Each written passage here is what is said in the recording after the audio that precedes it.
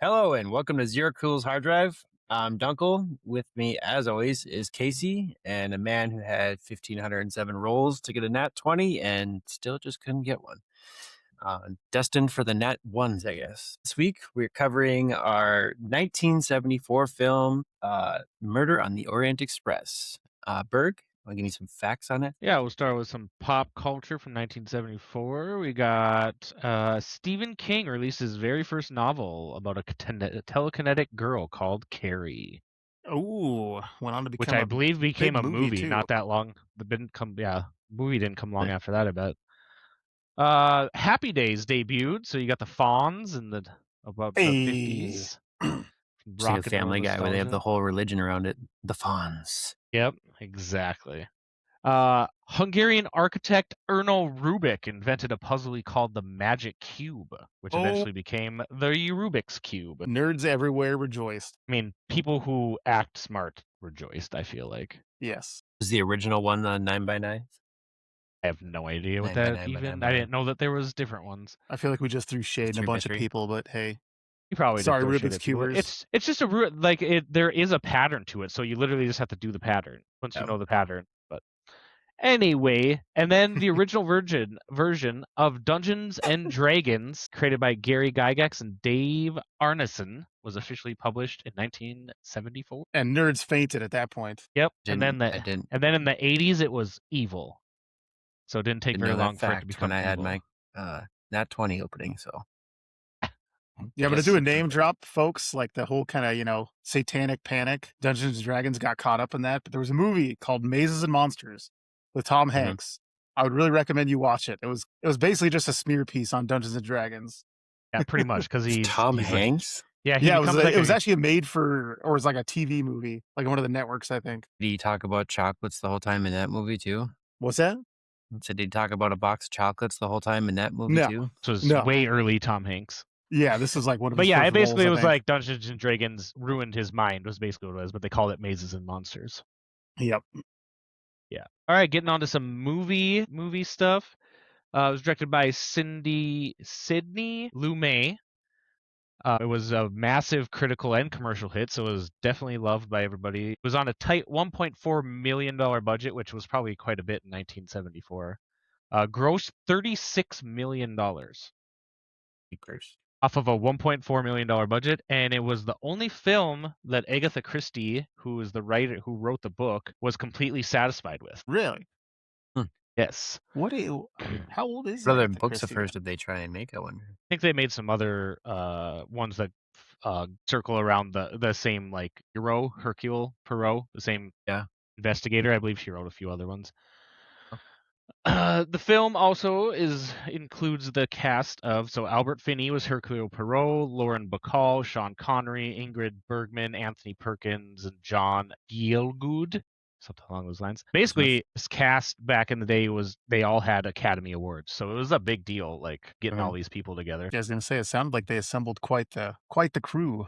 Yeah, for sure. And then Agatha Christie's only complaint about the film was that the mustache on Hercule Poirot was not as magnificent as she described in her book. So I don't know how magnificent she made it in the book, but I thought it was a pretty sweet mustache. I don't know. Hey, if that's the only critique to come out of the movie you made, like, take it.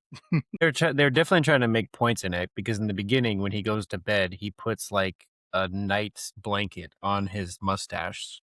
I don't know if you caught on to that. Yeah, I know, it's we can get into that in there. Yeah. But it's very, very strange. Yeah. They tried. They tried to make it magnificent. I was like, what are we doing here? Yeah, for sure. But yeah, we can get into the movie. That was all I had for the news and some movie facts. All right, well, I can go ahead and launch into it if nobody else wants to. Yeah, go for it. Quick aside, apparently Agatha Christie died in 1976, so 2 years after this movie came out. Perhaps she would have been pleased with others, but who knows? Possibly, yeah.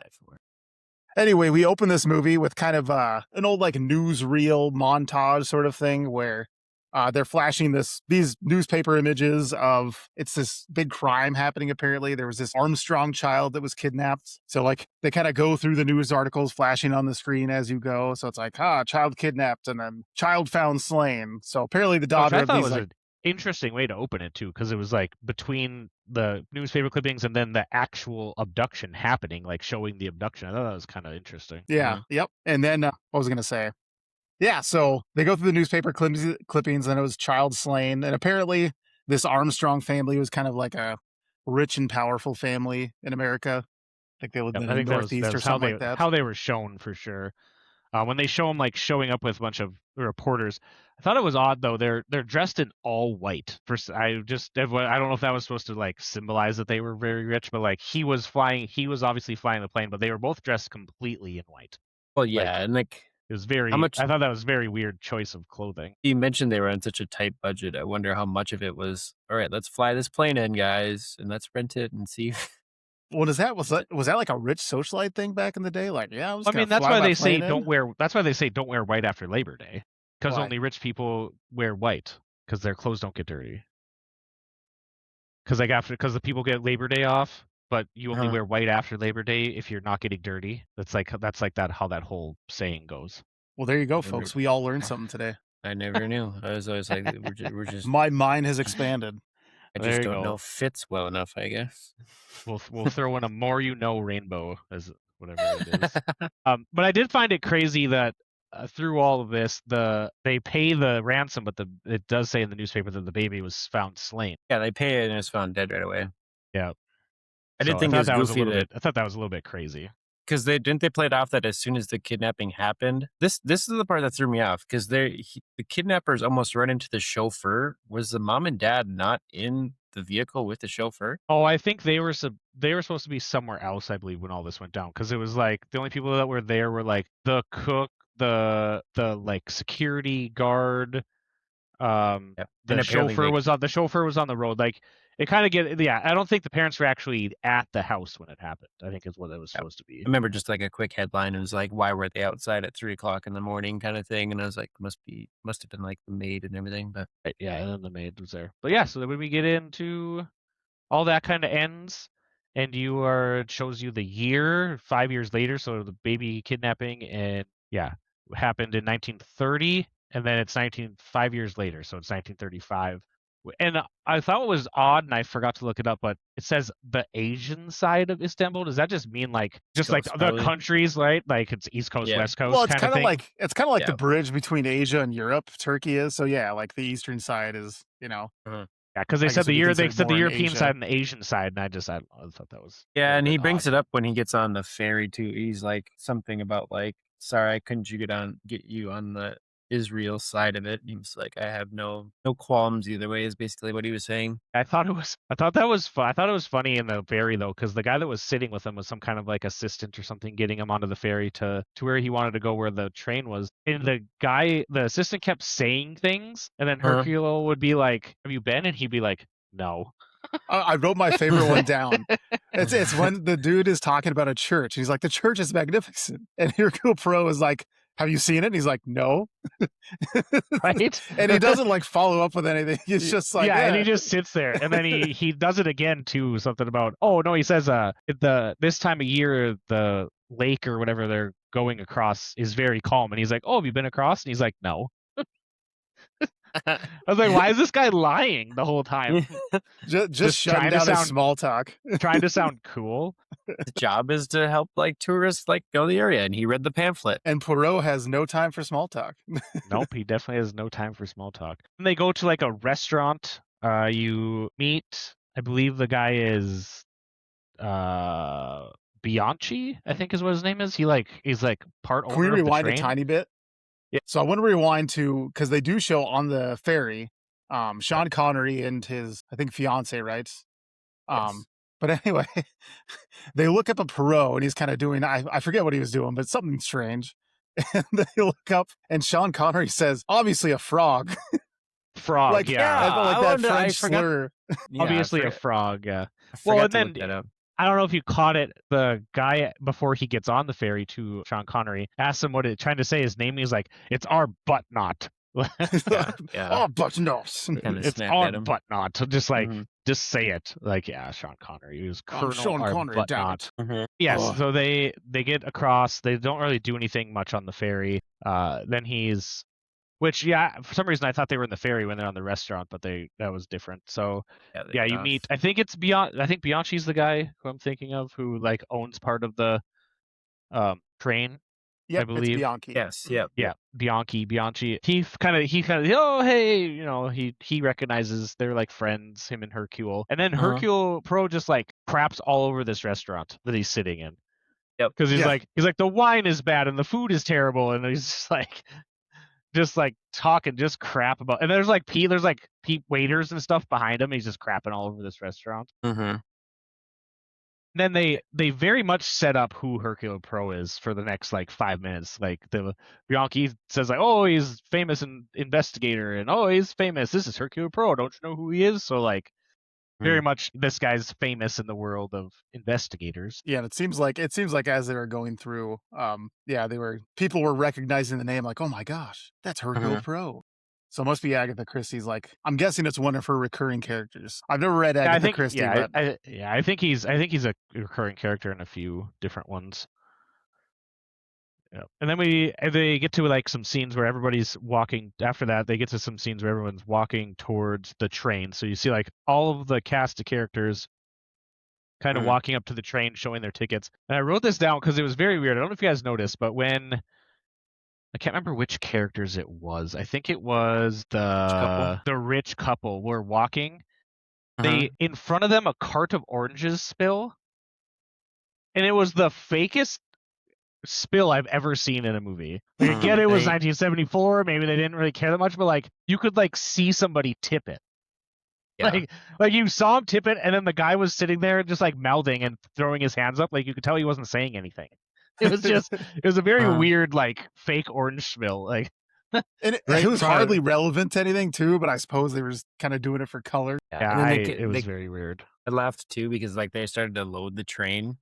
And like again, the whole roster, like everybody getting on, and the one like conductor stops one of the chefs to like peel open an oyster and try it, and he's like, "Yeah, it's good to go, good to go." Yeah, like, that's to me. It's like, what if you have just like raging diarrhea 6 hours later? Like, yeah, right. Well, and like I didn't understand that he like I think he was checking it, but it was like, what good did that do? Like you checked one oyster. Yeah, I mean, like it's an oyster. It's probably going to taste like crap raw. I don't know exactly what you'd be expecting. Yep, and then you get Greta Olsen, which is Ingrid Bergman's character, a very exaggerated Christian lady. I felt like it was like a very. I mean, a lot of these characters are very exaggerated, but hers was very exaggerated. I felt like. Yeah, this kind of like missionary. I think she was a missionary. Most of the lines out of her mouth were about God. Like she barely said anything else. And Jesus. Yep. God and Jesus. Yeah. Is she the one who said she couldn't speak English very well? Yes. That was the one. Yeah, and you meet her. She can't find her St. Christopher medal, and then all the their St. Christopher necklace, and then all of the people trying to sell people on the train were coming over like, oh, I have this one, I have this one, I have this saint, I have the saint of good luck, and it was around her neck the whole time. It was just. I had to make a note. And she's like, "Oh, here it is." Like, I had to make a note too, like the introduction of the characters. Like they absolutely despise those street vendors. Yeah, they didn't even talk to him at all. I mean, some of them were literally turning their heads away. I remember going to Mexico, and that's what they say. Like when those people come up to you, just keep walking, just ignore them. Like no matter how polite you want to be, just walk forward. Don't make eye contact. They're just trying to sell you stuff. I've heard a lot of those, like the scamming ones too, where it's just like, here's a bracelet, it's for free. Awesome. No, now you pay me. Yep. You said it was free. Exactly. And then, so everyone gets kind of boarded, and then I wrote this down because I thought it was ridiculous. We literally watched the train pull out of the station. Not like a quick scene where it pulls out. We watched the whole thing. The note I made to myself is that train scene with the music, the way it was kind of this like really jumpy orchestral music, like upbeat, almost like whimsical, I guess would be the word, but like it reminded me of very whimsical. Yeah, it reminded me of the train was at 9 3/4. It reminded me of Willy Wonka and the Chocolate Factory. The way it kind of like the music and the opening, like, oh, we're going to a magical land on the train. Yeah, when did the I just had to make Willy Wonka come out? Do you remember? I said maybe it was just the music of the time. Not that far along. It might be the same composer. I really wouldn't know.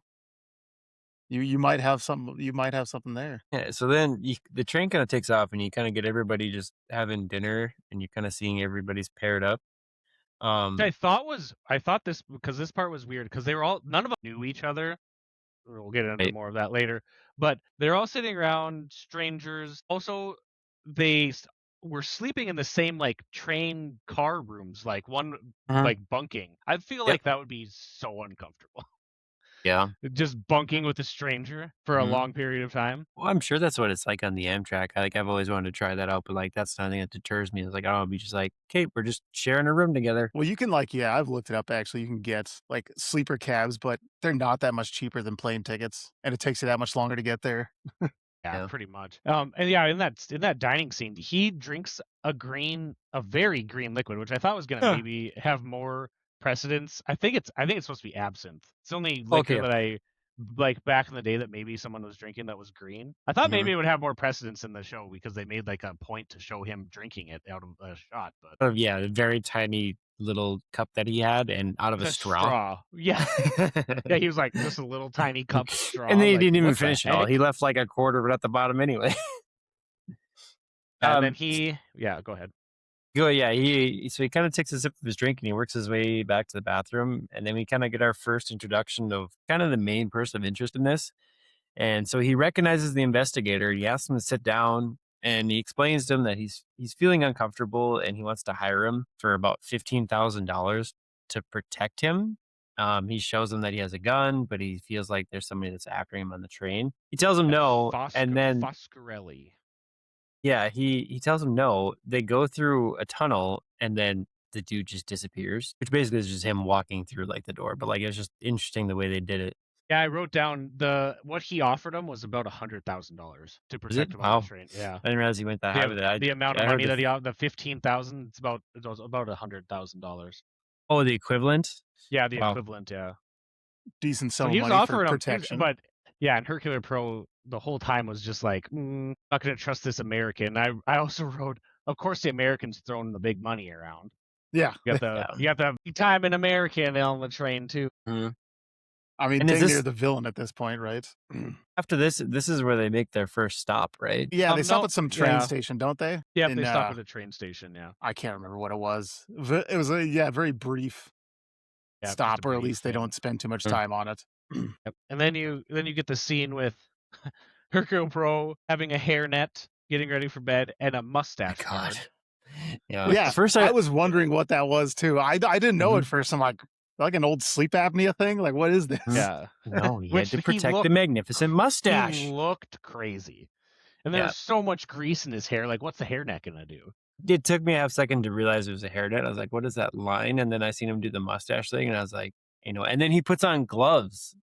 Yep, gloves with lotion, probably. That was a thing back in the day. To keep your hands The man clean cares and about rough. his appearance, apparently. 24/7 clammy Except, hands. Let's talk about the appearance for a second. He's like hunchback, no neck. It's very weird. Like, I feel like that guy had to have, like, the actor had to have just been hurting at the end of the day, because he was always like chin in his chest, like I almost like Uncle Fester.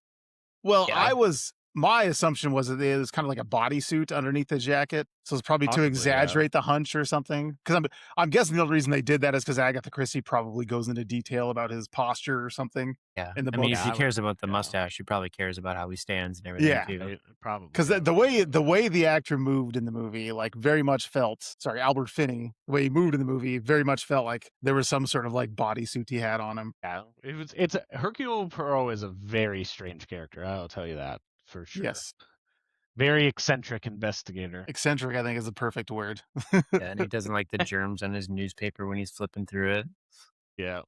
And as he's flipping through the newspaper, you can't tell because I think it's in French, but the couple shows up in there too. So I was wondering, I couldn't if I remember the relevance of that, if he brings it up at the end or not. I don't think he brings up the newspaper. No, I think it was because they bring up that one of the guys who kidnapped the kid was electrocuted. So that might have been an article about that guy being executed and the other guy not being found. Because that's what they bring up at the end. So that's what they bring up. So possibly that might have been what it said. I can't remember. Well, yeah, It because actually everyone started seems to thing know out. about like the identity of the actual killer in that case because it Mhm. must have come up after the fact. Yep. So then he's kind of getting ready for bed, and then the train gets stuck in the middle of the railway, by like a snow pass. And this is where you kind of the plot starting to thicken a little bit. There's a lot of commotion in the middle of the night. You kind of hear some people coming in and out of their room. One guy getting called to the man's name escapes me. He brings him his medication for the night. Oh yeah, Foscarelli. what was that? Pirelli, Bedot. Oh, well, Bedot. Foscarelli's, Bedeau. yeah, Bedeau, yeah. Bedot. So he brings him his medication for the night, kind of makes some noise in the background. And most of the time you're spent in the investigator's room, just him hearing all this noise going on. He keeps on waking up and just like peeking out, seeing what's going on. Yeah, and then it kind of jumps to the next morning a little bit, and then they find, was it, Yeah, was it? Bedeau tries to bring Foscarelli an amber moon, which I've never heard of, but it looked like vodka with an egg and hot sauce. Yeah, I just figured we're just doing colored drinks the whole time because it was like a neon red. Which looked very gross, to be Yeah. honest. Little hair of the dog, I guess, but oh man. Well, yeah, vodka and an egg with hot sauce. That's one way to wake yourself up in the morning, I guess. But yeah, so they end up breaking in to Foscarelli's cabin, which I mean, he could have just been sleeping. I don't know why they like broke in, but they broke in because the door was chained, I guess. But Was it Poirot that initially alerted them to open the room, or who was it? I'm trying to remember. Bedeau was knocking on the door a bunch, and then the train conductor or the I don't know Pierre? if he was a conductor. Yeah, Pierre comes over. He starts knocking on the door. And then that's when Pro's like, grab your, it's like a skeleton key. I can't remember what they kept calling it. They did keep calling it something, but basically a skeleton key for all the doors. Yeah. He clicks it, and then they realize they're like, oh, the door's chained, and then they both start pulling, and they break the chain basically. Well, and I think didn't he ask? I think they jumped to it later on, but he did ask to be like have like a wake up call or something at like 10 o'clock. Yeah, So he tells that Bedeau to come get him. Yeah, basically. yeah. Yeah. So they go in. Foscarelli is dead. And then Perot's like, don't touch him, don't touch anything. They don't know his identity just yet. Remember, so he's still looking Ratchet. at the cast list, and they just say Foscarelli. It's not who he is. He's still so at this point, basically, he goes under a pseudonym when we start the movie, where his name is Ratchet. Yeah, like so this rich American businessman. His name's Ratchet. Sorry. Because so in the conversation with Perot, Perot's like, well, what do you do? He's like, basic business. He just had like business things. He said like, is it like toy making or something like that? No, he was like being very ambiguous on purpose because he just didn't want but him he to did know say something. He did say something along the lines of like kids toys or something. Yeah, something. Like, he did say something. So I did laugh at this a little bit. They break in the room, and he's got some blood kind of curdling down his mouth a little bit, and so they get this doctor to come in and look at it. And again, they're trying to like not touch too much in the room. And he's like, oh, weird, there's so much blood. He must have died from a poison or something. And then he asks, he's like, can I move the covers to see what's going on? And he's like, yeah, go ahead. And he moves the covers. He's like, stab wounds. Yeah. Because there's 12 wounds in his chest. He's been stabbed 12 times. He's like, I don't think it was poison anymore. I think he got stabbed. Yeah. Also, the doctor looks crazy this entire movie. Very Einstein, yeah. Yeah, that's my initial thought too. Einstein. I'm like, you're going for Einstein. He looks crazy the whole movie. And then I wrote this down because that was funny. Bianchi's in there, and once they find the stab wounds, he does something where like maybe he's gonna like puke, and Hercule Poirot goes, "If you're going to whoop whoop, get out." He called it whoop whoop. Yeah. Whoop whoop down the hall. It's just like, that's such a weird way of calling it puking. Yeah, just a crazy character. So the rest of the train at this point doesn't know the murder happened. They're just chaotic because the train is stopped, right? Oh, they're just everybody knows the train stopped, which I also thought was weird. Like the train was stopped because they have to go through the hills, but you don't think they would? Wouldn't you think that they would have something in place because they have to go that route all the time? Yeah, that just like a triangle. Like obviously you see later that they have like a drift buster that comes in, but you wouldn't think that, wouldn't they have like I don't know, people that like live or there or by that hill? Like this always happens. Right. Let's have someone here making sure the railroad's clear. I mean, to that point, yeah, it definitely felt like a plot device. for sure. Because if they would have just kept going, it's like, movie over. We got to the station. Yeah, because if you let them get back to the station too quick, then it ruins like our murderer is going to get away. Oh yeah, I know, but you know what I mean though. Like I Yeah. feel like I don't know. Yeah, so then they're kind of looking through the room. They find a couple clues. One of the clues is like a handkerchief with an H on it. And then I thought it was really funny. Hercule sings that there's too many clues while they're talking. Right. He's like, like, don't you guys "There's think too it's many clues." This is Just too easy. add to the eccentricity of Hercule Poirot. And there was also one of the other clues they had was there was a little burnt something. It was like a burnt piece of paper on the plate sitting next to his bedstand. Yep. And they didn't do Yes. anything with that right away. Because first they go investigate with the secretary, I guess, if you would, or the man that's been following him around. McQueen. Yep. And so they kind of that ask guy's him name. about, they start asking him what he knows, who he is, why they're here, and if he knew anything of anybody that disliked him. And he's like, yeah, he would get letters all the time of people saying that he always got letters that people were trying to kill him. He like just recently started getting letters that people were trying to kill him. Is what it was. Like he always gets letters, but he like just recently started, and then they find one that says, I don't remember what they say. They basically just said like 2 words almost. Yeah, well, and I was like, they look like they got written by a child. They do. It's not very good handwriting. No, sure. no. It's just like you're going to die or the killer will be killed or something like that. And I think if I remember right, he said he had only worked for Ratchet for like a year or something like that too. Yep. Yeah, it wasn't very long. When the interviews start, he tells this whole story of like going bankrupt, and then Ratchet hires him to just be like a assistant, basically. But from scene 1 with this guy, all I could think was, you're really trying to make him look like the shiftiest character on that train, aren't you? Yeah, because every time he brought something up, he's like, well, even like so it kind of segues into our next thing. So they find all these stab wounds, and then they make note that, was it like 8 of the wounds are like, they had 12 wounds, 6 were lethal, 4 would have done some pretty good damage, and like 2 of them were just like barely a scratch. Yeah. Yeah, it was something along those lines, yeah. But as they're kind of investigating all the cuts, Hercule brings out this little hat box, is what he was calling it. And then they grab that little burned note that you brought up, and they basically do like some oil burning on it to see what it had said. But so they bring up that they found that note, and the secretary is like, well, what do you mean you found something? He burns those all the time. There's no way you got that information from anything. So like, again, adding to like you're making him look like the guy. Like, he seemed very nervous that he found something out. And it was like AISYARMS, I believe is what the letters were. I mean, it was pretty clear from scene 1, and I think they do call it the name, don't they? Like, as soon as they see that, like, Daisy Armstrong. Yeah, he immediately Daisy goes to Daisy Armstrong. Which was the kid that was... Yes. And that's, he says, like, I've actually found out the real identity to our man because he offered me money. This is Cassetti. He is the one that was responsible for the kidnapping murder of the girl. And they're still kind of, again, proceeding with like, okay, though he may have needed to die, we need to figure out who did this regardless. His name was Cassetti? Yes. I guess we'll get to it later, but yeah, there was a Foscarelli, but that was not Foscarelli. Yeah. Cassetti was the name of the man that was mistaken then. Murdered. Yeah, then basically he starts interviewing everybody with Bianchi, who is like owner of the train, and the doctor, which I thought was weird because like you're in a murder investigation, the doctor never gets questioned ever. No, he never asks or one Bianchi. Question. Or Bianchi. Yeah, like he knows Bianchi. Maybe that's why, but he doesn't know the doctor. And like he just like takes him as a doctor. Are you not gonna do anything? I don't know. It was very strange.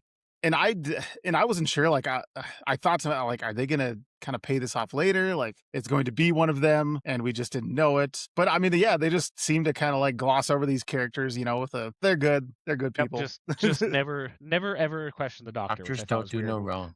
With how crazy the doctor looked, I was like, this guy you have to at least ask him a question. Yep. And Bianchi too, man. Bianchi was acting pretty shifty, like he's shifty a lot of like the time. And obviously his, kind of motivation was he doesn't want his train to look bad. Yep. Because I think right after this is when he goes back to the secretary again, and he explains to him that I know who your boss is and what he's about, and he is responsible for this. And then again, he's sitting there panicking, like, Oh, oh, yeah, I had no idea about that. And then we kind of get back into like he starts to investigate the entire train and having interviews with everybody. A little ahead of the point, but I laughed so hard when the owner of the train, every time he got done with the interview, he just like looked back at the guy and go, "They definitely did it. It was that Yeah, one. It she was did that it. one." He did it. He did He it. did it. Yeah. He did it. We go through 11 You're right. interviews after the initial guy and goes, "It was her. It was him. It was the, She it was did them. It was them. Yep. Yeah, it was pretty funny. And every time Hercule doesn't even like give him a time of day either and like say anything. I did No. think we don't need to get into all the questions. He asked a lot of questions that seem kind of ridiculous at the time, but I did like part of the story, the Bedeaus. He was sharing a cabin with, I believe they said he was like a Italian selling cars in America, I think. Yes. And he's they both said each other were snoring, whatever. And the Italian guy asks Bedeaus what he's reading, and he tells him, he says, "Is it about sex?" And the Bedeaus goes, "No, sir, it's about 10:30." Looks at his watch. I And couldn't then- remember the gosh. joke. And then- I wanted to write it and then- down, but I didn't. And then Hercule Poirot's like, "I like that, about 10:30." Like, I actually laughed. I thought that was pretty funny too. By the way, that car salesman, Foscarelli. That's who if- Foscarelli is. Oh, Yep. okay, that's Foscarelli. So for Gotcha. paying attention, folks, Foscarelli is that guy Foscarelli is the Italian car salesman. Yeah. from Chicago. Chicago. I did notice, Yeah. like, when he was going through most of the interviews, like, he definitely, like, he does get to a point where, like, it does put the people in a situation of, like, oh, like, you might be guilty here. And they always start to, like, get a little aggressive with him. And he's like, no, my bad. My mistake. And you're good. You're excused. And he kind of lets him go. Yeah. The questions seem out there though. A lot of the questions, like a lot of them, don't seem like they matter. And then I figure because she's introduced as like a princess, he goes to that older woman's cabin to interview her Yes, instead yeah. of bringing her to. I don't know if it was because she was a princess or because she was old. I don't know, Ancient? either one, but it seemed. Well, yeah, she had a lot of white face paint on, like. Yeah, she did. A lot of white makeup on. I don't know if that was like because of the character or because that's how there's a choice that they made. It was very even her assistant or her helper kind of had a lot of that on there too. So I don't know if that was like a rich person thing back in the day. Maybe. Wow. Yeah, she was very pale. Yeah, she's very pale. Like it's definitely not her actual like skin. Like, I was going through most of this, and like the clues that they were going off of, like the one thing they found was like they asked the one lady to empty her purse, and they found a pin in her purse that belonged to the coat of one of the ticket men, I guess, if you will. Because she said there was a man in her room in the middle of the night. And then the handkerchief was another thing that they found. They have the knife. They ended up finding the knife at some point, didn't they? Yeah, at one point she's just standing there with a knife in the window, like having her handprints all over it. Like, yeah. And then she actually like startles everybody. Basically clamming up, like, "Hey, look what I found." Right, but yeah, basically how the clues went was like they found the coat in the princess's helper's trunk. Yeah, because she was going in there. She was going to show the photos, right? Yeah, she was going to show photos. They had the button was with that lady who said that she There's found a man somebody in her cabin. room. Basically, it was like everybody else was getting clues for each other the whole time. There was like everybody was being set up to be the killer. Basically, was how that was going. Spreading it apart. I never did they. Because didn't he find the shower gown, if you would? Did he find that in his own room? Shower gown. Yes, shower gown. The red and white thing? robe. Yeah. The robe ended up in his room. Yes. Yeah. Are we talking about the conductor outfit? No, Well, the there was conductor like outfit first. the silk robe. Remember, there was like a lady who like walked out when he him and the conductor saw a lady walk out. Just yes. like past him, and he was With like kind trying of to the figure it out. Oriental design in the back. Yes, yeah. Which he called it like roses or something. He didn't know what it was until and then it was in his room. So like everybody was getting set up to be the murderer here. Like somebody was placing all these clues in everybody else's cabins, basically. Yeah, like you had a button, but you had the coat, and you had this, and then they were definitely spreading it up. Like by the end of it, like again, because I don't know this story at all going into it, I was like, I really don't know who did this. Like my head was stuck on the assistant the entire time because like he helped him from the beginning, and he just acted the most suspicious. Yeah. He was really stuck on the handkerchief. He was very stuck. He wanted to figure out H. who the handkerchief belonged to, and there's a lot of H's in this movie. Like everybody could have been an H. I did want to bring up though when he goes to talk to the princess, I audibly laughed at this scene because before he sits down to talk to Princess, he just picks up her dogs and hands them to Yeah, Bianchi, and then he just sits down all casual. It is so funny. He just one move, just blink. Here's dogs. Yeah. Just Poor those Bianchi moves them out of the Well, and those dogs absolutely just took disrespected it. at every turn. it was so funny. I thought that was so funny picking up those dogs. So weird for me because I didn't recognize Sean Connery for like the first like 10 minutes of this. And then I was like, why does he look older in this movie than he does in most of the movies I've seen from him in like the early thousands? He's one of those actors who's always looked old. If really you go has. back to his like initial James Bond days, He's always looked on the relatively older old there. side. Yeah, you get to the interview with Sean Connery and the lady he was with, who I can't think of her name, the character's name.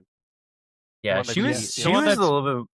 The one that's basically set up that he's having an affair with on the yacht or the ferry. You get that idea, and then Calls him the frog. yeah, where he calls him the frog, and then later on, Hercule, he interviews Sean Connery. Then Hercule takes her, and Sean Connery's like, "Well, could I listen in?" And he's like, "No, you can't listen in. We're interviewing all you for possible murder." Mary Debenham. That was her name. Debenham. Okay. Yeah, And then Debenham. they bring her into another room, and Sean Connery do we have to make Sean Connery a tough guy in this movie?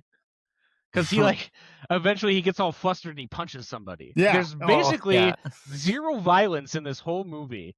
I think it was it's Pierre, it's an wasn't it? investigation. Yeah, he punches Pierre. Yeah, It's Pierre's basically trying to an stop him from leaving the investigation. cabin. Obviously, somebody gets stabbed. You never see any of the death, really. There's zero violence, and then all of a sudden, Sean Connery gets mad and punches the guy. Like, did he have to have a tough guy scene in And this movie? they gave him the quietest like 70s like punching sound noise too. It was like he drops him. Well, and like the reason why he ran into the room too is like, tell me why you're here or why you're here. And she's like, it's a personal matter. It's a personal matter. And that's when he bursts in screaming, saying, it's a personal matter. Just what will it take for me not to have to tell you? Yep. And then he's just like, tell us, and nothing will leave this room, which is still the Doctor and Bianchi and Hercule Poirot all listening to everything that's happening, which is still crazy to me that the other two are even involved in it. And it's basically like he and his wife are estranged. He's still married because for some reason he'd lose his job if he got divorced. I didn't understand that. I mean, I guess it's like the time, because they go into it. It's like if he was because he's not part of the Scottish military. He's like essentially like a military representative of like England or Scotland or something in But can he go and be Turkey? a part of it because he's married to who he's married So to? he was something actually like part that, of like it was like the Turkish police or something, and so they have like very strict rules about what you can and can't do. And so if they found out he was getting married to her while he was getting divorced from his other wife, it'd be like, hey guy, sorry, you're fired. Kick him out, I guess. Yeah. And then at this point I was still pretty confused about maybe who did it, honestly. They don't really set it up a lot of like a whodunit. Usually there's somebody that you kind of like point to. Maybe you can guess at the beginning, possibly. Well, But the way they set it up with the clues and stuff, it's hard to tell. Yeah, because they I think even bring McQueen up was like the obvious first. Like, Yeah, hey, this guy honestly, seems shifty. he was kind of shifty, but I don't know that I ever really thought it was McQueen, honestly. Well, I think the only reason I didn't was because like, well, this is too soon. They can't be like, pointing out the shifty. And then I thought Connery, because they brought up this, what did they call it? They didn't, it was pipe. It was like a pipe stick or whatever, but they called it something goofy. It's what he like uses to... He says in there that when he had a conversation with the bad guy, I think. Cassetti? I think he had a conversation with Cassetti, and he called the conversation a 3-pipe yarn. Like they talk long enough for him to burn 3 pipes. Okay, I love that line. I actually wrote that down. A 3-pipe yarn. I love that line. He says. I want to use that in my daily life now. Right, because anyway, so he talks about how I'm guessing it's just a lighting stick for the pipes. So that was one of the clues that they found within the room, and he kind of brings it up to him. He's like, well, if you didn't do it, then why was this in the room? There's your 3-pipe yarn. He's like, but why would I be... You really think me not smart enough to murder somebody and leave behind evidence for myself?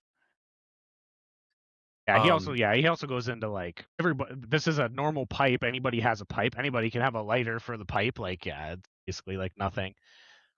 Super backtrack, but like he also just gave up his lighter to Cassetti in the beginning because he asked him for a light for a cigarette, and he just like, okay, thanks, and then he pockets it right away, and like again flashbacking, but he was just like, hey, I need a light. Okay, good. and he just takes it from him. And he's like, I can't help He but hands notice. him matches. I believe he hands him Yeah. matches. I thought it was a full-on lighter. I was like, he No, asked for no, a I He, lighter. didn't just, know. he hands him like a little They probably little didn't even packet have of lighters back then. Yeah. He just handed him a little packet of matches. Yeah, nothing special. I was thinking back about his comment. He's like, you asked me for a light, and I can't see you still haven't done as much. Mhm. That's when he kind of goes into like that I'm scared for my life thing. Yep, Who is? Go ahead. I was just gonna say you get a little bit of Foscarelli telling them, the Italian guy selling cars in Chicago, probably that these two who did the killing were probably mobbed up, and other mobs are probably looking for him. Mhm. Just as like a Yeah. little sidebar. Yeah, because that's what that's the part where I was bringing up where they made us stop at one of the different train stations, because like they bring that up as like one of his solutions as to what happened with the murder here is that they have this vest of a conductor that fits none of the conductors. So he had an interesting name for it. It wasn't like a mob thing. He called it like Psy or something like that. He called it. But yeah, Are we talking anyway, about so the he basically uniform or he's the like, silk robe? it's a mob on mob crime. And the guy must have got off at that last stop that we had, and then he just left all this stuff behind. So like we have no choice but to assume that's what happened with it. The guy with like the kind of like the bowl cut, if you will, and like the fancy suit, he was definitely like the most nervous I've seen of most of them when they were going through this. Is that Michael York's character? What's a count? He had the pink Yeah, shirt. The Count and the Countess were very weird because the Count barely said anything at all, and maybe it was like because he's supposed to be Hungarian, so maybe it was like he doesn't really know English, but he barely says anything in that. Even the any of girl, the scenes he's in. even the girl that says she teaches people overseas and she doesn't know any English, and what did she say? She's half brain, but she teaches people overseas that is less brain than her or something like that. But I was like, you're speaking English the entire time. Oh, you're Yeah. thinking of the Swedish missionary. That was woman. the Swedish missionary. Yeah. Yeah. Yeah, Right because up that line kind of stuck with me a little bit. It's like, Yep. I'm Yeah, 'cause half basically she brain, so said- I go overseas to teach those that are less brain than me. yeah, Oh my! Alrighty. the implication being, hey, I find him overseas, not here. I don't Yeah, think it you was- should be our yeah. first choice for that. Ingrid Bergman's character was very weird. She actually won an Academy Award for this. Really? Yes, I believe when She I was- was looking. I believe when I was looking up, she won an Academy Award for this movie. She Which was I thought like was weird because it wasn't like super. she wasn't a crazy. main or anything. Yeah.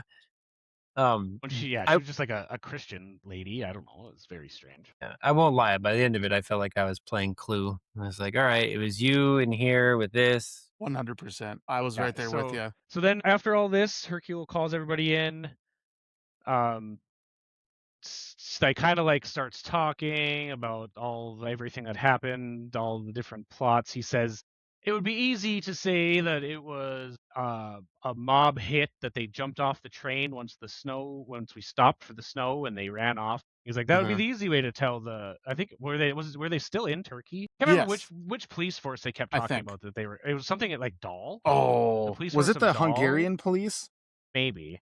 I can't remember which police it was, but anyway, he was like that would be the easy way to explain the murder. And That's what Houseman and I were talking about. It's like I can't remember what he called. He's like, it was a mob on mob crime. But that is my first suggestion. My second one is, and then go ahead. Yeah. So spoiler alert, people. If you don't want to listen, I would just probably turn it off. If you don't want to listen to the spoilers, if you're going to watch it yourself, he starts explaining everybody's connections to one another. These deep connections from 5 years ago when this girl went missing. Connections to the Armstrongs.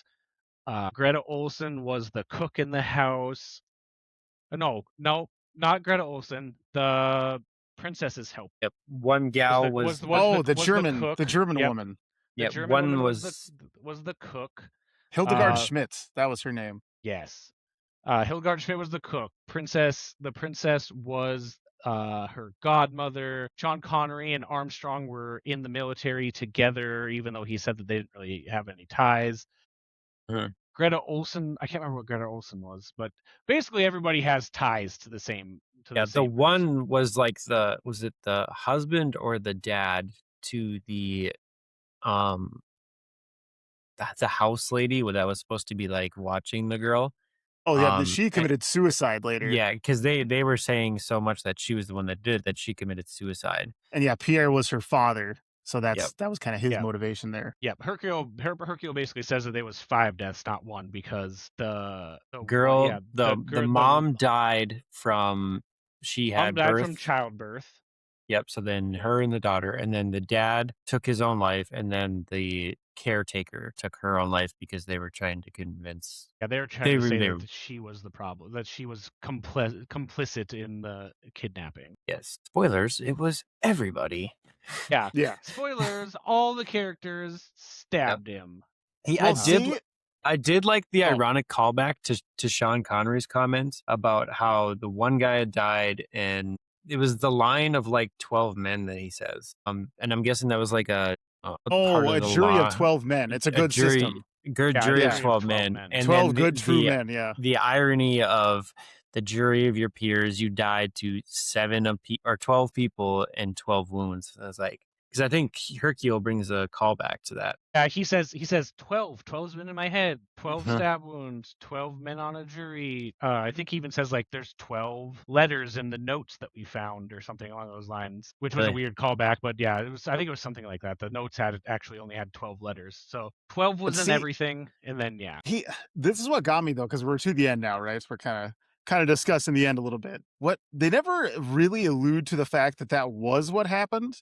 Because they do play out the scene as if that's what happened, but you can tell it's kind of like Poirot's, way of imagining how the crime happened. But they never actually do explicitly state that yes, this is how he died. Because to me, it seemed a little outlandish. I feel like they did though, because they were all kind of celebratory after the fact, and he leaves that train car where everybody's in, saying that he has to fix his report for the cops and his conscience.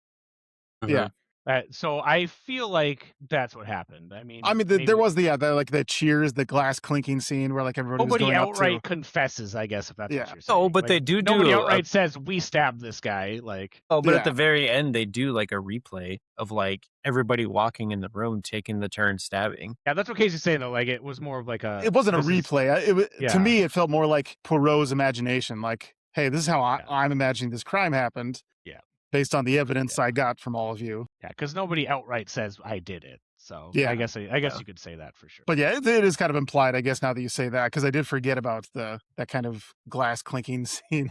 They're all celebrating. Nah, we got away with it. Yes. Hercule's on our side. This was a bad man. And can we talk about that? Like, I understand, everybody had their motivations, and Cassetti was a terrible dude, but murder's murder. I'm just consequence free, man. Mm-hmm. Poirot's a great investigator, but hey, I don't care. How hard would it be for the cops to convict 12 people of the same thing? Yes. With with the clues that they had, it would just be like Hercule Poirot's pull in the world to say like this is what happened. Yeah, they could all just say he did it. Yeah, right. I mean, they're all on the train together. He still had Bianchi and the doctor on his side. Yeah, because they were really good brains in the whole thing. Yeah. My gosh. The crazy doctor and then just simple Bianchi. Yeah, I know. I think they would have got away with it anyway. I was still laughing, like, as they're going through this, like, replay of, like, the stabbings, you basically have, like, the lunch line of take your turn at stabbing this guy in the chest kind of thing. It was. Right. I found it kind of hilarious. Who's next? Come on in. Your turn. I think they did make sure to show like how he described it too. Like some of them were really hard. Some of them was like just a little, like the princess. Obviously, she's supposed to be like 100, so she was just like a little. Meh. And I think Greta Olson was the other one because she was the missionary and she didn't want to. She's the missionary, so she like kind of looked away and just kind of like probably didn't even break through the clothes. I feel. The one girl, the rich couple. The husband like grabbed her hand and helped her stab too. Mm-hmm. Yep. And then he stabbed himself also. Like he also did the stabbing. So mm-hmm. Everybody was in on it. And we kind of leave. They clink their glasses. The snow gets broken through, and that's it. They show the train kind of just pull away into the snow and movie over. Through the sunset. Yeah, I must say, like I didn't know what to expect going into this movie because I've never watched a lot of whodunit movies, and I wouldn't typically say like they're my cup of tea. But I actually kind of liked it. I mean, I understand like it seems very formulaic. It's like we gotta have these types of characters, and it's gotta be in the murder happens, he talks to people, yada yada yada. But I actually did kind of enjoy it. surprisingly. I didn't expect Yeah. to going into this movie. Might as well give you a rating. My rating. So it wasn't like top notch, I would say, but I'll give it a good, 1176, I think. I mean, it might seem a little low, but again, there were just some parts where, it was just the implication that, well, yeah, everybody did it at the end, right? And they're going to get away with it. And that kind of the early foreshadowing of characters that, yes, we're involved, but we're kind of trying to point them out as the killer. It's like it was an interesting how am I going to say it? It was just like an interesting look at characters. I can tell it was very much a movie where it's like, hey, we're going to bring these actors together. You're this character, you're that character. And that's what it was about. It was like, it wasn't about the whole story necessarily, but rather the characters in it. Like shout out to Hubbard. I think it was that American socialite lady who's just a loudmouth that everybody was annoyed by. Just a fast talker. Yeah. Mhm. I can go next. I actually gave it a 1400 out of 1507. I very much like a whodunit. I thought it was hilarious. The Hercule Poirot as a character is hilarious. Just his eccentricities were awesome. And yeah, I didn't really know who did it till the end, which is pretty good for most whodunits. So yeah, 1400. It's like a 905 for me. It was a slow burn. It's a really slow burn for me. I don't know. Whoa. Maybe I can blame it on America 250. Shout out, long weekend. But it was a hard. Like I was struggling to get through this for a while. I was like, what's going on here? Let's get to the point. Like I was back to like Deer Hunter. Like we're slow burning a little bit. But I will say, like towards the end, like when we kind of get into like the investigative, like this is what's happening, I started to appreciate it a little bit more. And then again, like you guys said, like I had no idea who it was, and then to find out like, oh, it was actually everybody. Was like, okay, there's a pretty good plot to it. It's like I didn't see that coming. But again, the build up for me was just took a while to get there. I have to assume like this movie almost wants the viewer to have some familiarity with the Agatha Christie novels, it seems like. Maybe, Maybe a little bit, yeah. They didn't have they didn't really go into a big explanation of who Hercule Poirot was, right? Mm-hmm. It's just everybody knew him. He was this famous. They told you he was a famous detective. What else did you need? I know, but it wasn't like, hey, he was this famous detective because he did X, Y, and Z. It's just like, oh, of course, everybody knows Poirot. Yeah, maybe I'll try the 2017 version of it. Maybe I'll like it better because it's more modernized. Who knows? Maybe the randomizer gods will bless us with 2017 and we can compare. Maybe we can start doing that. That'd be fun. You have to watch both movies now. All right, well, that's the show. Next week, we're going to hop into the phone booth to 1988, where an orphan teams up with a ne'er-do-wells in the streets. Don't forget to like, subscribe, and comment on any of the podcasting services that you use. Let us know what you'd like to hear more of as well. Yeah. Thanks, everybody. Appreciate it. Yep. Thanks. Talk to you later. Adios.